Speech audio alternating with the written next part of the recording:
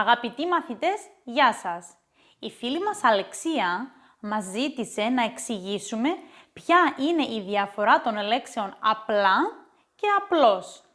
Μπορεί κάποιοι να νομίζουν ότι αυτές οι δύο λέξεις έχουν ακριβώς την ίδια σημασία, αλλά δεν είναι έτσι. Έχουν μεγάλη διαφορά. Καταρχάς, και οι δύο λέξεις είναι επιρρήματα. Το επίρρημα απλά σημαίνει με απλό τρόπο, με απλότητα. Ενώ το επίρρημα απλώς σημαίνει μόνο αυτό και όχι κάτι άλλο. Για να καταλάβετε τη σημασία των δύο επιρρημάτων, σας δίνω παραδείγματα για το κάθε ένα.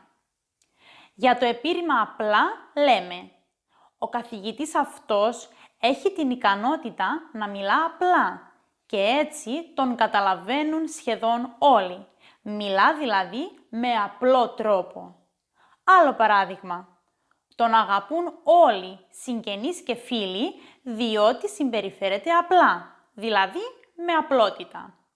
Ακόμη λέμε, το καινούριο μου σπίτι θέλω να το διακοσμήσω απλά, γιατί δεν μου αρέσουν οι υπερβολές, χωρίς πολλά στολίδια δηλαδή.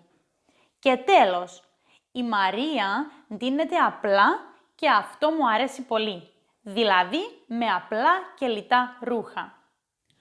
Όσον αφορά το επίρρημα απλώς, λέμε δεν έχει τίποτα, απλώς έφαγε πάρα πολύ και νηστάζει.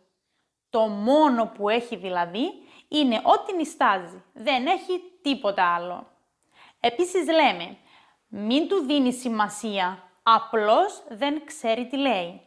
Δηλαδή, το μόνο πρόβλημα είναι ότι δεν καταλαβαίνει πως αυτά που λέει δεν είναι σωστά. Ακόμη ένα παράδειγμα. Θέλω απλώς να ξεκουραστώ. Το μόνο που θέλω είναι να ξεκουραστώ και τίποτα άλλο.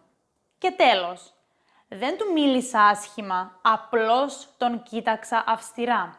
Το μόνο που έκανα ήταν να τον κοιτάξω αυστηρά. Πολλές φορές κάνουμε λάθη όταν μιλάμε και πρέπει να χρησιμοποιήσουμε ένα από τα δύο αυτά επιρρήματα. Έτσι, τις περισσότερες φορές θα ακούσετε να λένε απλά και μόνο.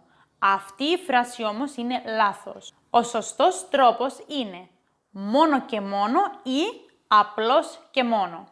Μόνο και μόνο, επειδή διαφώνησες μαζί του, να ξέρεις πως δεν πρόκειται να σου ξαναμιλήσει. Ή τα έκανε όλα αυτά απλώς και μόνο για να λύσει την παρεξήγηση. Αυτά για σήμερα. Ελπίζω να βοηθήσαμε τη φίλη μας Αλεξία και όλους εσάς στο πώς να χρησιμοποιείτε αυτά τα δύο επιρρήματα. Γράψτε μας κι εσείς τα δικά σας σχόλια πιο κάτω ή απορίες που έχετε και εμείς θα σας απαντήσουμε με ένα βίντεο μάθημα. Γεια σας για την ώρα!